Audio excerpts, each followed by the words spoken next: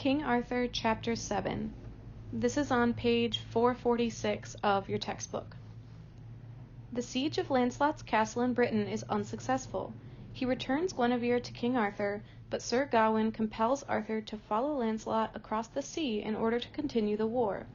Mordred seizes the throne, and Arthur returns to fight him. Sir Gawain is mortally wounded. Before he dies, he asks Lancelot to come to Arthur's aid in the war against Mordred. Sir Lancelot and his knights prepared the castle Joyous Gard for a siege, and soon King Arthur and Sir Gawain arrived with a huge army. Although great fighting occurred, Lancelot and his best knights remained within the castle for almost 4 months and would not take part in the battle. Finally, Sir Lancelot spoke with King Arthur and Sir Gawain over the castle wall. "You win no honor here with this siege, since I refuse to do battle with you. I will never fight the noble king who made me a knight." Arthur replied, "Spare me your honeyed words. I am your mortal enemy until I die.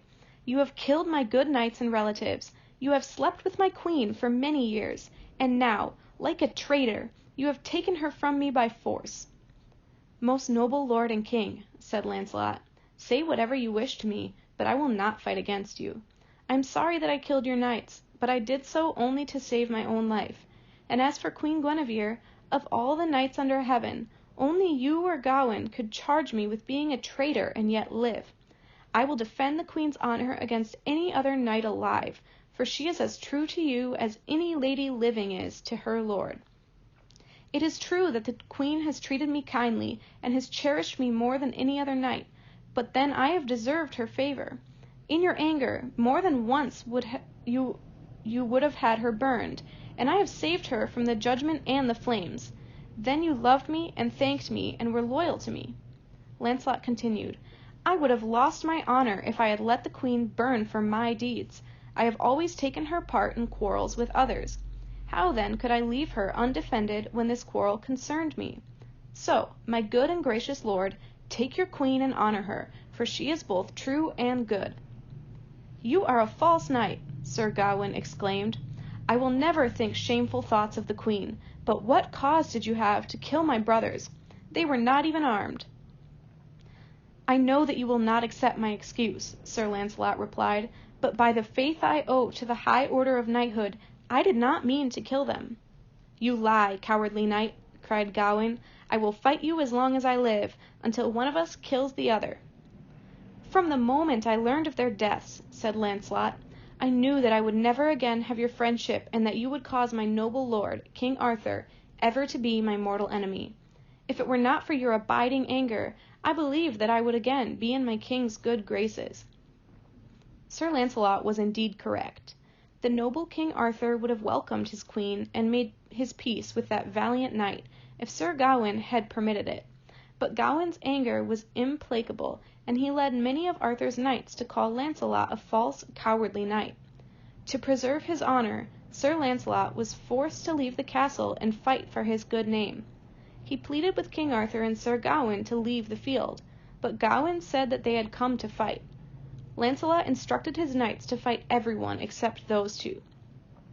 Lancelot himself rescued Arthur from the sword of Sir Bors. "As dearly as I love you," Lancelot said to his nephew, "I will kill you before I see the noble king who made me knight either shamed or killed."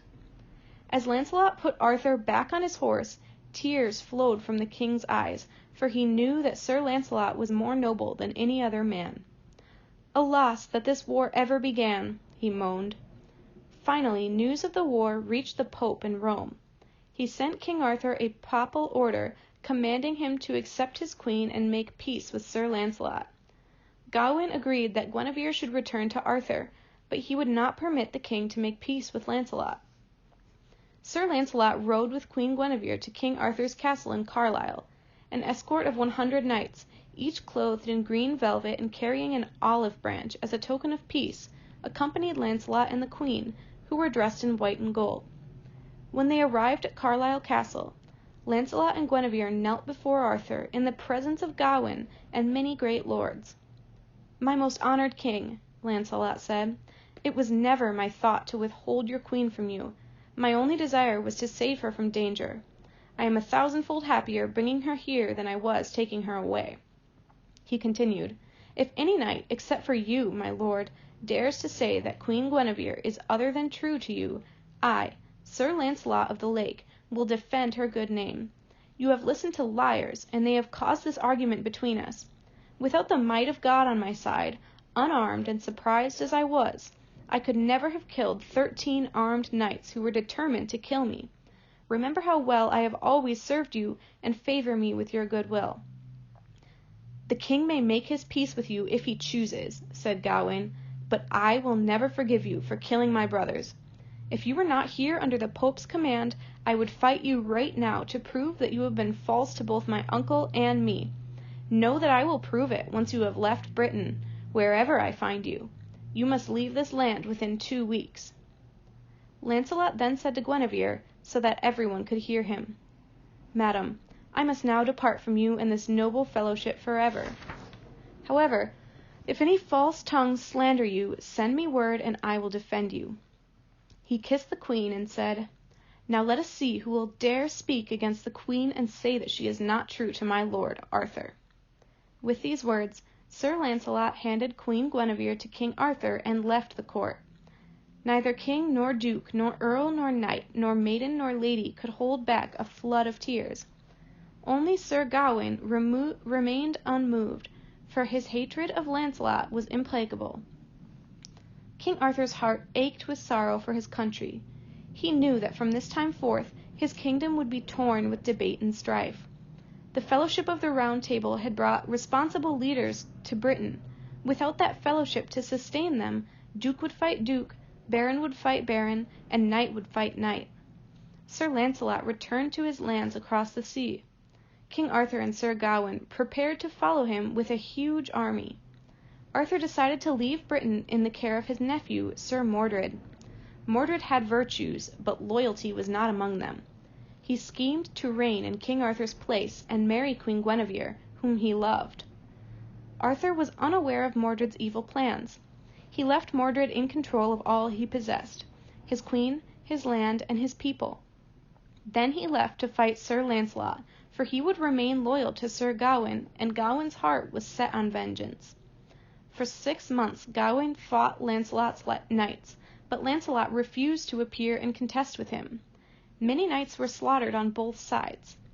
Finally, Gawain appeared before the castle gates and shouted, "Where are you, Launcelot, you false traitor? Why do you hide within the walls of your castle like a coward?" Then Sir Launcelot realized that he would have to fight the knight who had once been his dear friend. His own sense of honor could not let Sir Gawain publicly shame him. They agreed to do battle and told their knights that no man should come near to help until one of them died or yielded to the other. Gawain possessed a gift that a holy man had given him. Every day of the year, from 9 o'clock in the morning until noon, his might increased to 3 times its normal strength. Only King Arthur knew of this gift, and he always set the contests to resolve quarrels at that time of day. Sir Launcelot was amazed to see Sir Gawain's strength gradually double and then triple. He fought more and more carefully, preserving his own strength. As noon passed and Gawain's strength began to diminish, Launcelot gave his helmet such a blow that it knocked him off his horse. Gawain lay defenseless on the ground, but Launcelot walked off and left him there. "Turn around, traitor," Sir Gawain called after him, "and slay me. If you leave me as I am, when I am well I will fight you once again." Sir Launcelot replied, "You know very well, Gawain, that I will never strike a knight who is down." For the next 3 weeks Gawain lay sick in his tent. When he felt well enough to resume the battle, he approached the castle and taunted Launcelot until he had to come out and fight. Again the contest between the 2 knights began at 9 o'clock in the morning, and Launcelot carefully bided his time until afternoon. Again Launcelot struck Gawain upon the helmet, reopening his wound, and again he walked away from the sorely injured knight. As soon as Sir Gawain had recovered enough to speak, he called to Sir Launcelot, "Traitor knight, you know that I am still alive. Come and kill me, or I will live to do battle with you again. I will not give up until one of us lies dead." "I will do no more than I have done," Launcelot replied. "As long as you can stand on your feet, I will fight you, but I will not shame myself by striking a wounded man who cannot stand." This time Gawain lay sick in his tent for a month. He was preparing to resume the contest when King Arthur received news that Sir Mordred had formally been crowned King of Britain and that he intended to marry Queen Guinevere. Fake letters claiming that Lancelot had killed Arthur had convinced the House of Lords of the need to crown a successor. Since Guinevere found the idea of marrying Mordred both shameful and distasteful, she told him she was going to London to prepare her trousseau. Then she stocked the Tower of London with food and knights, and took refuge within it. Try as he might, Sir Mordred could not win Queen Guinevere, who publicly announced that she would die rather than marry him. Then he received word that King Arthur had withdrawn the siege from Sir Lancelot and was returning home with his army. Quickly Mordred wrote to barons throughout Britain, asking for their support. Most of them sided with him, forgetting what a good king Arthur had been. They foolishly believed that King Arthur's reign had caused strife and war. With Sir Mordred, they thought that they would be able to live in joy and peace. The two armies met at Dover, and even the water ran red with blood. King Arthur was such a courageous leader that his knights followed him ashore with great spirit in their hearts. After a deadly battle, Sir Mordred and his forces retreated. Arthur returned to find Sir Gawain dying in one of the boats. "Now all my earthly joy has left me," the king cried. "I loved you and Lancelot above all other knights, and now I have lost you both."